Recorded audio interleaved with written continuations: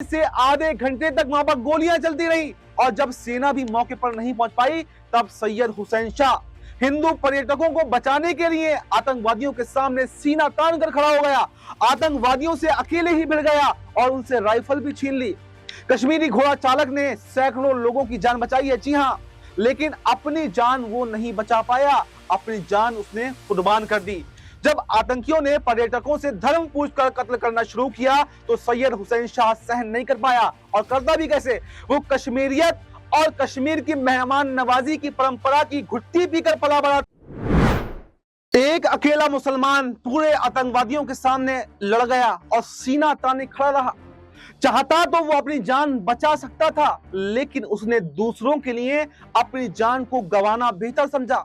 जहां देश में एक तरफ वक्फ कानून पर सुप्रीम कोर्ट को लेकर सरकार ने कटघरे में खड़ा कर दिया है, वक्फ कानून पर देश में मुसलमानों का प्रोटेस्ट चल रहा है, तो सुप्रीम कोर्ट में सुनवाई चल रही है, और इसी बीच कश्मीर में इस तरह का एक हमला, और वो भी नाम और धर्म पूछकर हिंदुओं को चुन चुन कर मारा गया, मौत के घाट उतारा गया। ये शर्मनाक है, इस बात में कोई भी दो राय नहीं है कि हिंदुओं को चुन चुन कर मारा गया, टारगेट किलिंग को अंजाम दिया गया, लेकिन इस पर राजनीति करना ये और भी ज्यादा शर्मनाक है, और भी ज्यादा घातक है हमारे लिए, क्योंकि पहलगाम वैली में मारने वाले इस्लामिक टेरर ऑर्गेनाइजेशन के आतंकवादी थे, लेकिन हमारे देश में ये छाया हुआ है कि मारने वाले मुसलमान थे।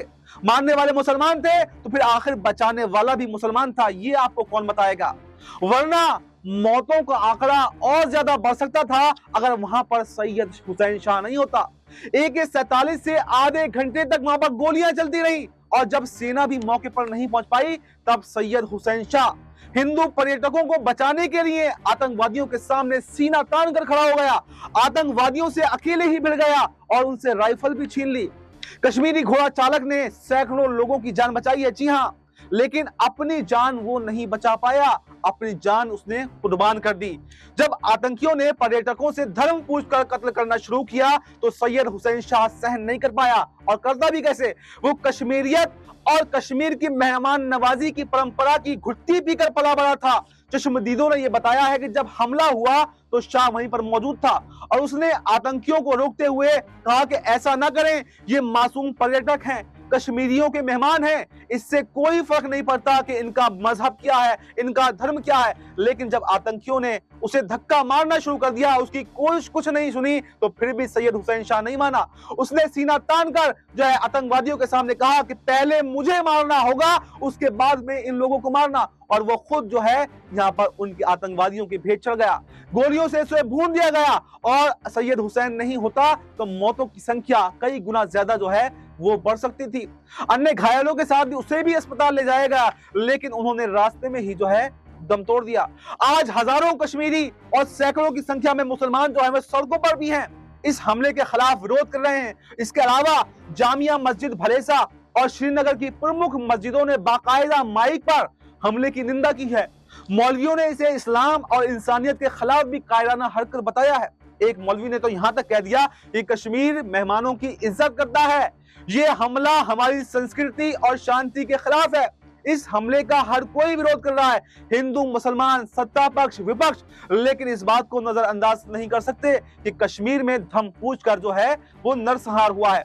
और ये भी नहीं भूल सकते कि पर्यटकों को बचाने वाला, आतंकवादियों से भिड़ने वाला, सीना तान कर खड़े होने वाला भी एक मुसलमान था। इसलिए हमें राजनीतिक पार्टियों का हिस्सा नहीं बनना है, बल्कि ये देखना है कि सही कौन है और गलत कौन है।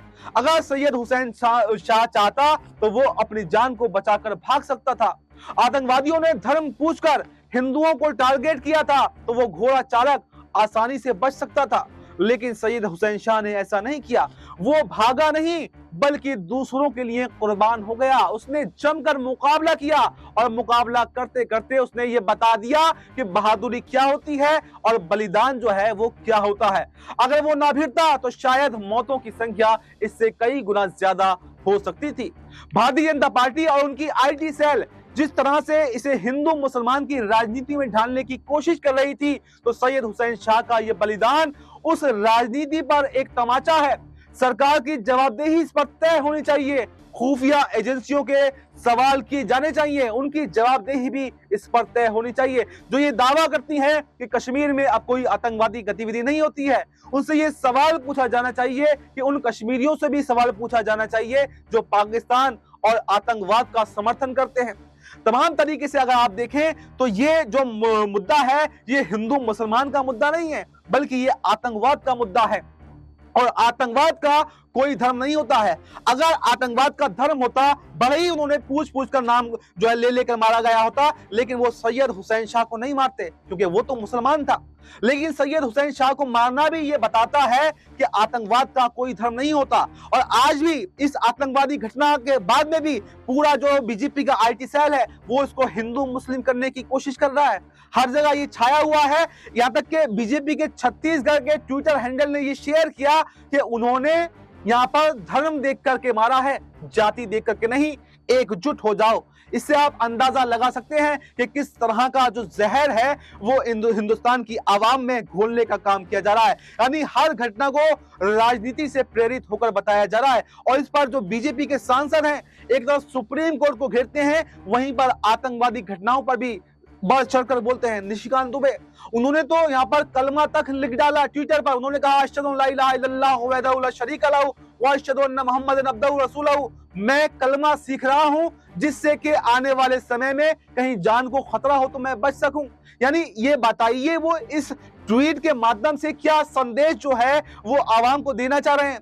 उसके जवाब में हमारे देश ने कार्रवाई की। जो सिंधु जल समझौता था उसको रद्द कर दिया गया, बॉर्डर को बंद कर दिया गया, पाकिस्तान को जो है दूतावास खाली करने के लिए बोल दिया गया। ये अच्छी कार्रवाई है, हर कोई इसका समर्थक है। लेकिन अगर आप इसको भी हिंदू मुस्लिम की राजनीति से प्रेरित करेंगे तो फिर क्या ही मतलब जो है वो रह जाएगा। और क्या इससे संदेश जो है वो हमारी आवाम में जाएगा? क्या हमारे देश में मुसलमान नहीं रहते हैं?